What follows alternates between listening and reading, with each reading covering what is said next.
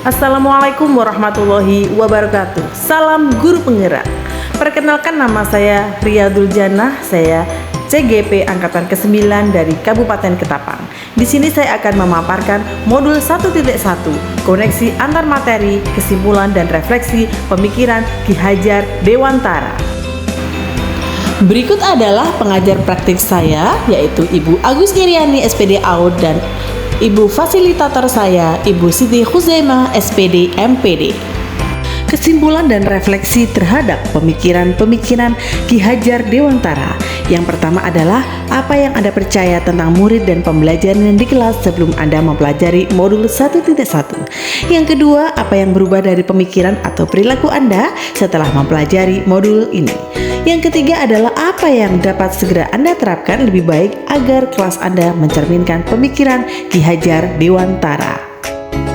Untuk yang pertama adalah apa yang Anda percaya tentang murid dan pembelajaran di kelas sebelum Anda mempelajari modul 1.1, yaitu pembelajaran teacher center, yang mana pembelajaran yang dilakukan dengan cara mentransfer ilmu dengan cara ceramah dan siswa sebagai objek dalam pembelajaran. Selanjutnya adalah terfokus pada aspek kognitif, yaitu proses pembelajaran terfokus pada KKM dengan mengutamakan perkembangan kognitif peserta didik. Kemudian kurang memahami karakter siswa. Setiap anak memiliki karakter dan gaya belajar yang berbeda-beda, tetapi proses pembelajaran dilaksanakan secara monoton dan membosankan karena menggunakan metode ceramah. Dan yang terakhir adalah kurang mampu menuntun siswa. Dalam proses pembelajaran, kurang mampu menuntun siswa dan menemukan potensi, minat, dan bakat siswa yang disesuaikan dengan kodrat alam dan kodrat zaman.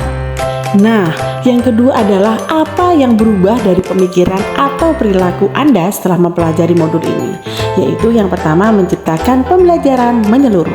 Melaksanakan proses pembelajaran dengan cara menyeluruh atau sesuai dengan ranah afektif, kognitif, dan psikomotor, spiritual, dan sosial. Yang kedua adalah student center. Pembelajaran dilakukan dengan melibatkan siswa, misalnya dengan menggunakan metode demonstrasi, PPJL, collaborative learning, case study, dan lain-lain, sehingga siswa terlibat langsung dalam proses pembelajaran sehingga student well-being-nya tercapai. Yang ketiga adalah memahami karakter siswa. Menghargai dengan berbagai karakter siswa yang beragam, gaya belajarnya, minat, bakat, serta memberikan kebebasan kepada siswa untuk berkreativitas. Dan yang terakhir adalah menuntun siswa sesuai dengan kodratnya. Menuntun dalam mengembangkan potensi, minat, dan bakat siswa sesuai dengan kekuatan kodrat alam dan kodrat zaman. Apa yang dapat segera Anda terapkan lebih baik agar kelas Anda mencerminkan pemikiran Ki Hajar Dewantara? Yang pertama adalah membuat kesepakatan kelas, yang mana membuat komitmen menerapkan merdeka belajar sesuai dengan profil pelajar Pancasila.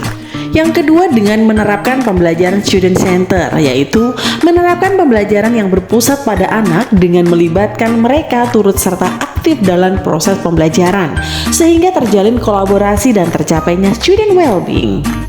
Yang ketiga adalah dengan menuntun sesuai dengan kodratnya.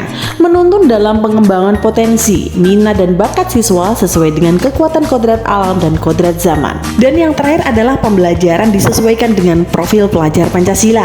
Proses pembelajaran tidak hanya berfokus pada ketercapaian KKM yang hanya mengutamakan perkembangan kognitif saja, melainkan aspek yang lain yang harus dikembangkan, yakni afektif, psikomotor, spiritual, dan sosial. Jadi kesimpulannya adalah, sebagai seorang pendidik, kita harus bisa menuntun siswa disesuaikan dengan kodrat alam dan kodrat zaman. Kemudian kita harus melaksanakan pembelajaran berpusat pada siswa. Kita harus memberikan kebebasan kepada siswa untuk mendukung kreativitasnya, dan pendidikan sejatinya berhamba kepada murid. Terima kasih dan sampai ketemu lagi.